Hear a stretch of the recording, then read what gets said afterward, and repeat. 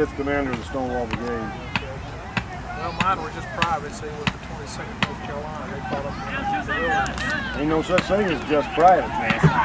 You guys carried the day. Well, I spent 25 years in the real army, driving all the way to the first sergeant. I knew this was fun because nobody's really shooting at this.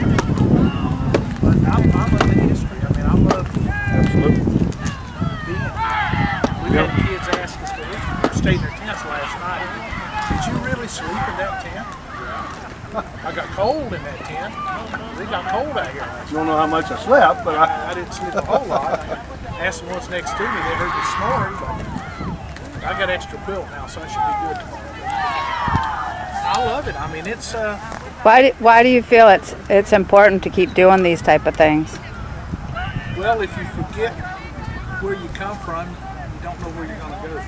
It may not make sense, but True. you find out your total being is from who comes in the past. You can't be them, you can only be yourself, but you can remember them. that's right. Now, I had ancestors die at Chickamauga. I had ancestors die at Gettysburg. Yeah. And my family owned slaves up until 1850 down around Mount Airy. Yeah.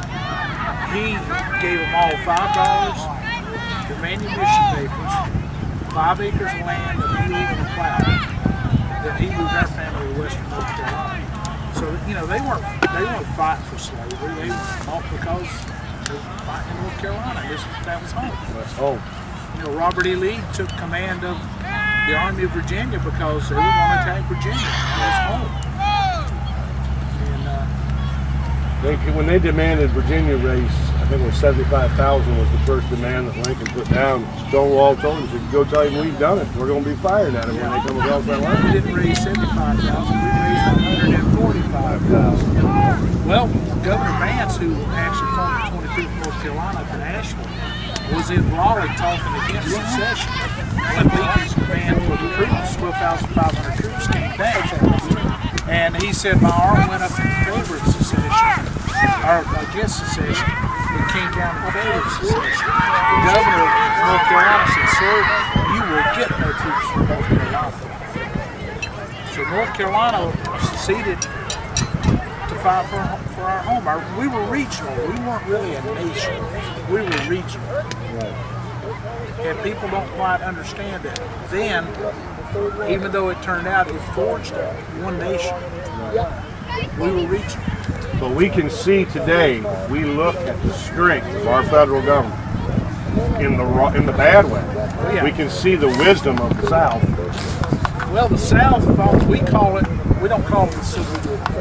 We call it the Second War of Northern Aggression. War of Northern Aggression, the Second War of Independence. Yes. Now, we fought for independence from Great Britain. And under the Constitution, the 10th Amendment, it was legal for the South to secede. When the first 13 colonies ratified the Constitution, 3 states, Massachusetts, New York, I believe in New Hampshire or Virginia, ratified only if they kept the right to secede if they felt the central government was taking too much power. President Buchanan, who was in when the first states seceded, felt that if those states had the right, then all the states had the rights.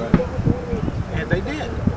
Now, I've always felt, and this is my opinion, we all have it, that the reason the war was fought was purely economics.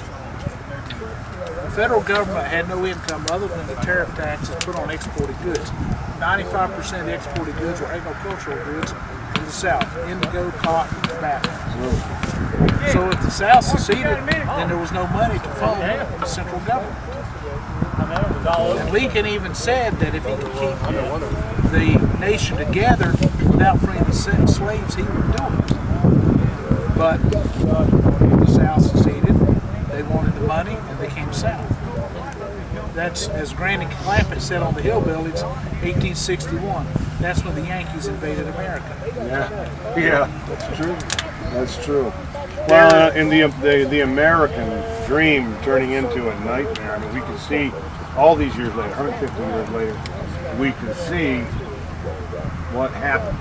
We can see that the government is too powerful. They want to tell us what size soft drink we can have.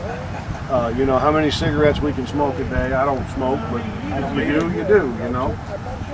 That is a personal, individual right. What size car you drive, what size engine you can have.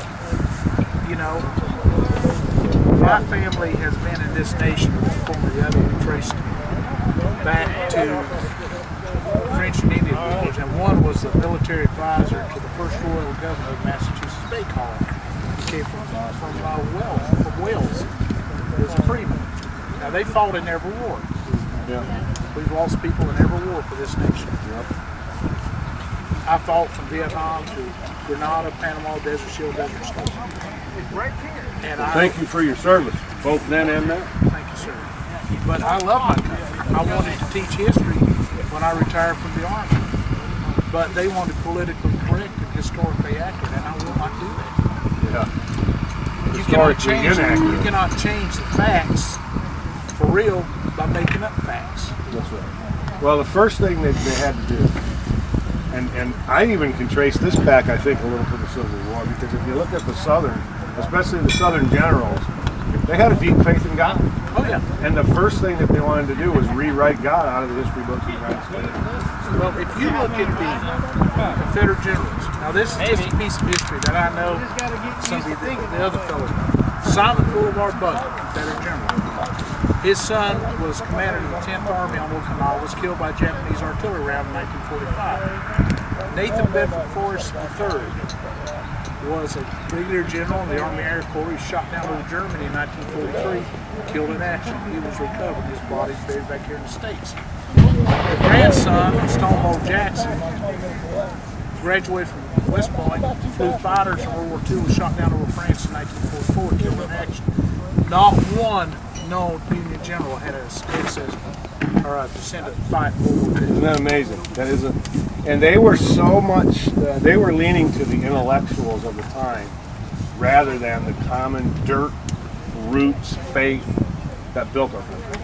Well, one of the members of our group, we reenact this company K-22nd North Carolina. His name is Thomas Pettigrew. Now, if you're familiar with the Pickett Pettigrew charge, Tom is the last male descendant of General Joseph Pettigrew. He had no children, wasn't married. He has the distinction of graduating from the University of North Carolina at Chapel Hill with the highest grade point average ever, even to today. He spoke 5 foreign languages, including Russian, Latin, and Classic Greek.